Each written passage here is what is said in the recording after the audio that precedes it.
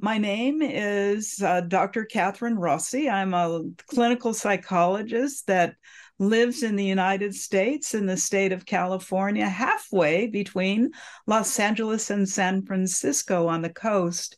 It's beautiful. I'm a half a block from the ocean, and I think you should all come and visit me one day. So, I've had an interest in all things involved in psychology for my entire life. And before I met my husband, Ernest Rossi, I was really a body-mind oriented type of therapist. And so I think that we have this body that we can get a lot of information from that goes beyond the mind and goes beyond thoughts. And so the orientation that I bring is really pure Rossi, pure Kathryn Rossi, pure Ernest Rossi. And that is to be creative, to be always looking for the new, always looking for the genius in the person that you're with. So it's a really positive kind of orientation that is also steeped in science. I love science, and Ernest and I founded the field called psychosocial genomics, which is less confusing than what you might imagine. So don't be frightened by that. And I continue to write and to create theories and practices. And what I like to do within workshops and seminars is to give people what they really want. And so I have a lot of flexibility, which is an unusual characteristic in people presenting workshops. I loosely put together what I want to teach, and then I respond in the moment to people and their needs and what they want. So I can give you a description of what I have in my mind, and then it's going to be up to you to say a little more of this, a little less of that, this sort of thing. So what's interesting me the most these days is a theory that I continue of what makes us human. And I bring this up in light of having to have invented a new theory and practice of transforming grief to peace. Now, if you want a workshop on grief, I'm there for you, but these principles apply across the board.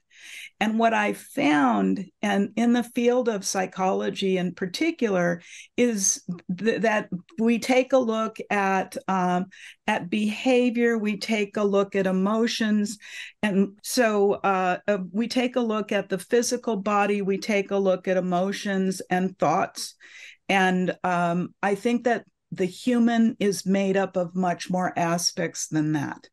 So on the road to where does the spiritual function be in a human, we need to take a look at other things. We need to take a look at culture and how culture, your individual culture, the blood that runs through your veins. In my case, it's Viking blood. My family is from Norway mostly. So I have that influence. I have the influence of California in me. I have the influence of Hawaii in me because my father moved to Hawaii when he was age 2. So in coming from this cultural perspective leads to what is the philosophical perspective within each of us, which then leads into the spiritual. So I have these really 8 facets of what I think makes us human. And as I was working with my own grief, and I needed to reconstruct myself again, this is when I discovered it. But it's universal. It doesn't, whatever difficulty you have, whatever trauma, that you create yourself new and afresh. And so to become aware of these elements that make us human, and to be able to integrate it into therapy, to be able to integrate it within using therapeutic hypnosis, it gives this broadening of perspective and the broadening of hope, the broadening of possibilities. And so that's what I'm going to be bringing forward in whatever it is that we do. And I can make it, really clear so that it's like you can hold it in your hand. It's not going to be abstract. And I also hope to be able to do this of, I call mine Rossi principles for good reason, because I am Rossi. Oh. One of the biggest principles of Rossi is be in the present moment, because that's where happiness lives. I think we're put on this earth to be happy. We just have to figure out how to do it. That's a big philosophy of mind. I believe in having an open mind.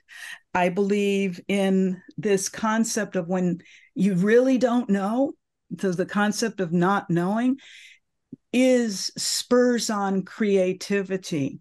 And I find it's true in every single psychotherapy session. You get to the point where the client doesn't know, the therapist doesn't know, nobody knows. It's like, that's when Ernie and I used to rub our hands together and wink at each other, because we knew something new was going to happen. And as therapists, we need to become more comfortable with the I don't knows. Well, there's more principles, but I won't share them all with you right now. But this, I hope, gives you the flavor of who I am and what we're going to do. And what will you leave with in the end? You will leave with a lot of experiences.